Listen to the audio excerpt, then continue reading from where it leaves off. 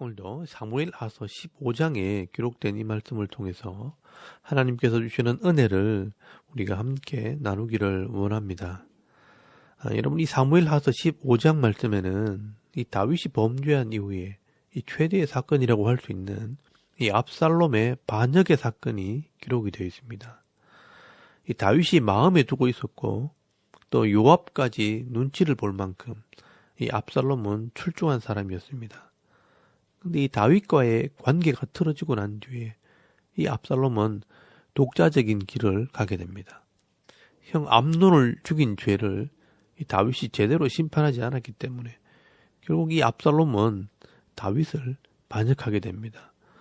여러분, 사무엘하서 15장 1절 말씀에 보시면 이 압살롬은 다윗 몰래 사병을 키우기 시작합니다. 그 후에 압살롬이 자기를 위하여 병거와 말들을 준비하고 호위병 50명을 그 앞에 세우니라 라고 말씀을 하고 있습니다. 그리고 이 백성들의 마음을 얻기 위해 이 직접 나서서 재판을 하고 이 백성들의 민생을 살피기 시작합니다. 다윗이 미처 신경 쓰지 못하는 부분까지 이 압살롬이 챙기고 있는 것입니다. 이런 압살롬을 백성들은 좋아하게 되고 또 많은 사람들이 이 압살롬을 따라가기 시작합니다. 그래서 여러분 4절 말씀에 보시면 또 압살롬이 이르기를 내가 이 땅에서 재판관이 되고 누구든지 송사나 재판할 일이 있어 내게로 오는 자에게 내가 정의 베풀기를 원하노라 라고 말씀을 합니다. 여러분, 여기 보시면 이 압살롬은 직접 이 어려움 당한 백성들의 억울함을 풀어주는 일을 하게 되고 많은 사람들이 찾아오게 됩니다. 그리고 6절 말씀에 보시면 이스라엘 무리 중에 왕께 재판을 청하러 오는 자들마다 압살롬의 행함이 이와 같아서 이스라엘 사람들의 마음을 압살롬이 훔치니라 라고 말씀을 하고 있습니다. 그리고 7절 말씀에 보시면 4년이나 이 백성들과 가까이 지내면서 이 압살롬은 치밀하게 왕권을 차지할 계획을 세우는 것을 보게 됩니다. 이 압살롬은 정말 타고난 정치꾼이었습니다. 암논을 죽일 때도 2년을 준비를 했고요. 또 이 자기의 범죄를 무마시키기 위해 3년 동안 망명생활을 했던 사람입니다. 그리고 이 다윗을 이기기 위해서 이 4년 동안 또 준비를 하고 있습니다. 그리고 이 때가 되었을 때 이 압살롬은 그 사를 위해 헤브론으로 이동을 하게 됩니다. 이 아버지 다윗 왕에게는 하나님께 서원을 지키기 위해 간다고 속이고 헤브론에서 반란을 일으킬 계획을 세우게 됩니다. 그러면 왜 이 압살롬은 헤브론으로 갔을까요? 여러분, 이 헤브론 사람들이 예루살렘 사람들에게 많은 불만을 가지고 있었습니다. 이 다윗이 원래 헤브론에서 유다 왕으로 있다가 통일 왕국이 되었습니다. 그리고 이 다윗은 헤브론에서 예루살렘으로 수도를 옮겨버리게 됩니다. 그러면서 이 헤브론이 찬밥 신세가 된 것입니다. 이 헤브론 사람들의 입장에서는 우리가 다윗을 키워주었는데 이 예루살렘이 수도가 되어버리면 이 헤브론에 있는 모든 고난을 잃어버리게 되는 것입니다. 그래서 이 말은 못해도 이 헤브론 사람들은 늘 불만을 가지고 있었던 것입니다. 그런데 이 압살롬이 그것을 알고 이 헤브론에서 반역을 계획한 것입니다. 그래서 20절 말씀에 보시면 이 압살롬이 정탐을 이스라엘 모든 지파 가운데 두루 보내 이르기를 너희는 나팔 소리를 듣거든 곧 말하기를 압살롬이 헤브론에서 왕이 되었다 하라 하니라 하고 이 반란을 일으킬 준비를 하게 됩니다. 이 압살롬은 이 자기를 따르는 자 200명을 데리고 이 헤브론으로 가고 또 12절 말씀에 보시면 이 모사 아히도벨을 영입을 하게 됩니다. 옛날에는 이 책사라는 말을 썼었는데 이 군대로 치면 작전 참모쯤 되는 사람입니다. 이렇게 이 압살롬은 4년 동안 치밀하게 이 반란의 계획을 세우는 동안 이 다윗은 아무것도 모르고 있었습니다. 그러다가 이 압살롬이 헤브론에서 군대를 이끌고 예루살렘으로 쳐들어온다는 소식을 듣고 다윗은 급하게 도망을 가게 됩니다. 이 다윗은 강력한 군사들로 주위의 나라들을 다 점령을 하고 있었고 또 어려움 없이 이 나라를 다스려 왔기 때문에 아무런 문제가 없었습니다. 그런데 나라 안에서 그것도 자기 아들이 반역을 일으켜 왕궁으로 쳐들어올지는 꿈에도 몰랐던 것입니다. 그래서 14절 말씀에 보시면 다윗은 급하게 도망을 갔다고 성경에 기록을 하고 있습니다. 근데 우리가 여기서 눈여겨 보아야 할 것이 있습니다. 다윗은 아들에게 쫓겨 왕궁에서 도망을 가야 할 처지였지만 그 급박한 상황 속에서도 이 하나님의 은혜를 잊어버리지 않았다는 것을 기억을 해야 합니다. 그리고 이 다윗이 이런 어려움을 당하게 될 때 이 사람들은 권력을 쫓아서 이리저리 줄을 서게 되어 있습니다. 그런데 이 다윗의 수하의 사람들은 이 다윗을 끝까지 따라가는 것을 보게 됩니다. 여러분, 이것이 다윗의 덕이고 믿음의 열매입니다. 다윗은 이 제사장들이 법궤를 옮기려고 할 때 믿음으로 고백을 합니다. 하나님께서 은혜를 베푸시면 내가 다시 돌아오리라. 지금은 어려움을 당하고 있지만 하나님께서 나를 기억하실 것을 믿고 있는 것입니다. 여러분, 25절에서 26절까지 말씀해 보시면 왕이 사독에게 이르되 보라, 하나님의 궤를 성읍으로 도로 메어가라. 만일 내가 여호와 앞에서 은혜를 입으면 도로 나를 인도하사 내게 그 궤와 그 계신 데를 보이시리라. 그러나 그가 이와 같이 말씀하시기를 내가 너를 기뻐하지 아니한다 하시면 종이 여기 있사오니 선히 여기시는 대로 내게 행하옵소서 하리라 라고 말씀을 합니다. 여러분, 이 다윗은 이 모든 일들이 하나님의 뜻대로 되고 있다는 것을 믿고 있는 것입니다. 참 쉽지 않은 생각입니다. 하나님께서 나를 돌아오게 하실 것이다. 그러나 만일 나를 기뻐하지 않으셔도 선한 대로 행하실 것이라는 것을 믿는 것입니다.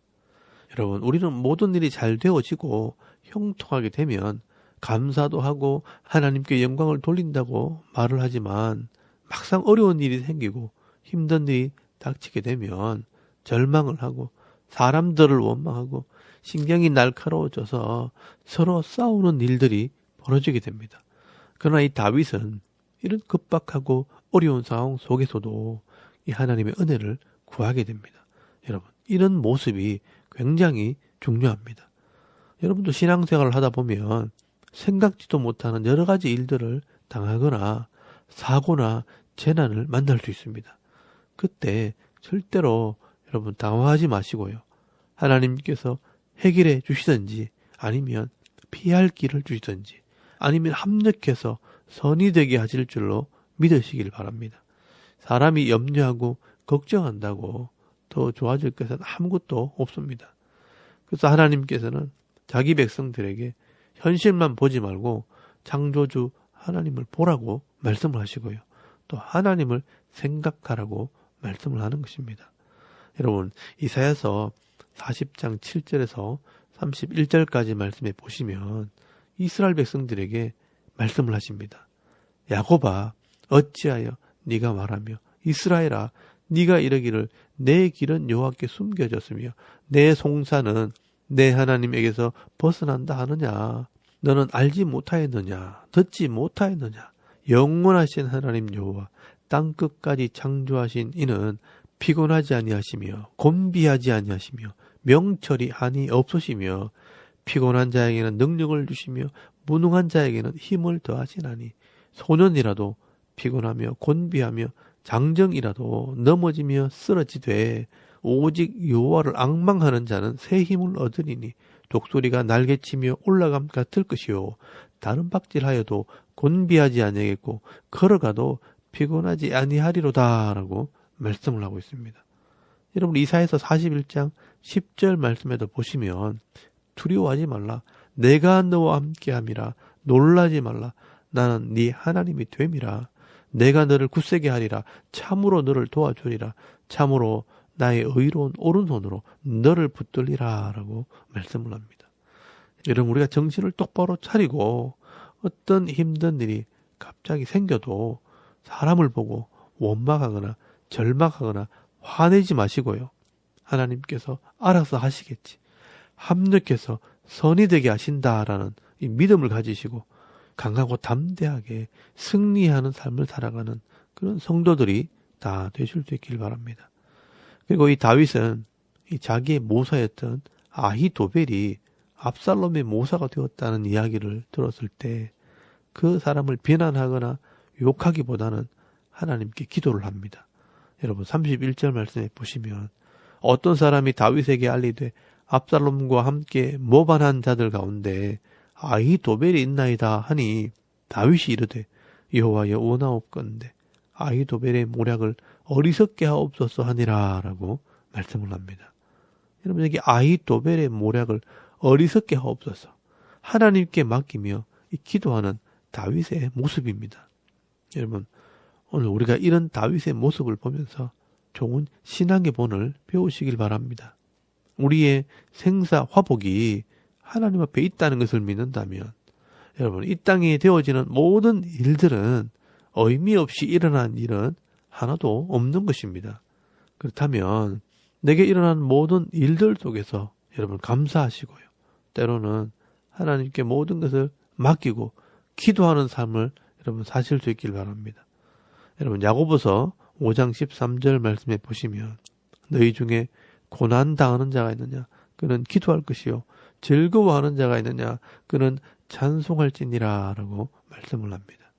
여러분 오늘도 내게 일어나는 모든 일들 속에서 힘들고 어려운 일이 생길 때마다 당황하지 마시고 하나님께 묻고 기도하는 중에 하나님께서 책임져 주시고 하나님께서 도우시는 은혜와 복을 받아 누리는 그런 성도들이 다 되실 수 있기를 바랍니다. 그리고 여러분 이 다윗이 당하는 이런 어려움 속에서도 또 하나의 은혜가 있다면 이 어려움 당한 다윗을 떠나지 않고 함께하는 사람들이 있었습니다. 여러분 사무엘하서 15장 15절 말씀에 보시면 왕의 신하들이 왕께 이르되 우리 주 왕께서 하고자 하시는 대로 우리가 행하리이다 보소서 당신의 종들이니다 하더라라고 말씀을 합니다. 여러분이 왕이 반역을 당해서 나라를 빼앗기게 생겼는데도 이 다윗의 신하들은 다윗을 버리지 않습니다. 왕께서 하고자 하는 대로 우리가 행하리다. 우리는 당신의 종들이니다 라고 말씀을 합니다. 정말 이 다윗을 신뢰하는 사람들이 다윗의 곁에 있었습니다. 그리고 20절 말씀에 보시면 이 다윗의 수하 중에 이때라는 장군이 있습니다. 이 사람은 다윗이 블레셋에 있었을 때 데리고 온 이방 사람입니다.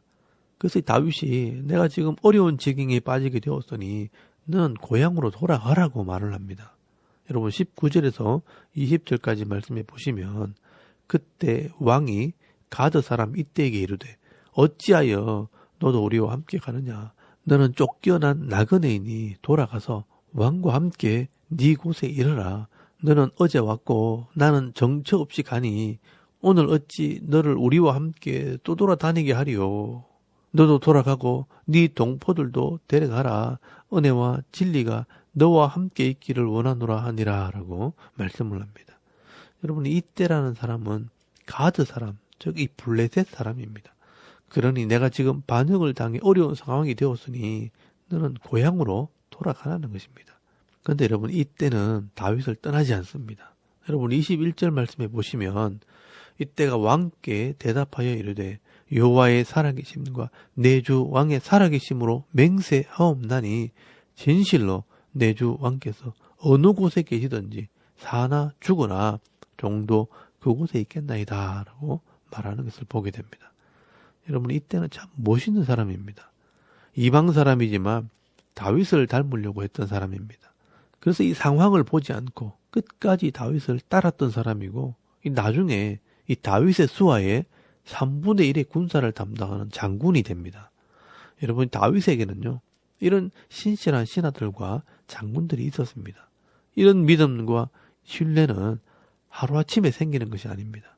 오랫동안 그의 삶을 통해서 하나님께서 도와주시고 역사하시는 것을 보았기 때문에 이 하나님을 믿는 믿음 안에서 하나가 되어지는 것입니다.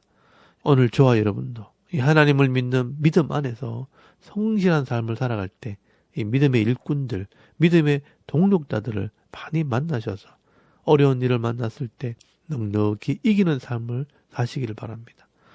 여러분 오늘도 이 사무엘하서 15장 말씀을 통해서 이 다윗의 믿음과 지혜를 배우실 수 있기를 바랍니다.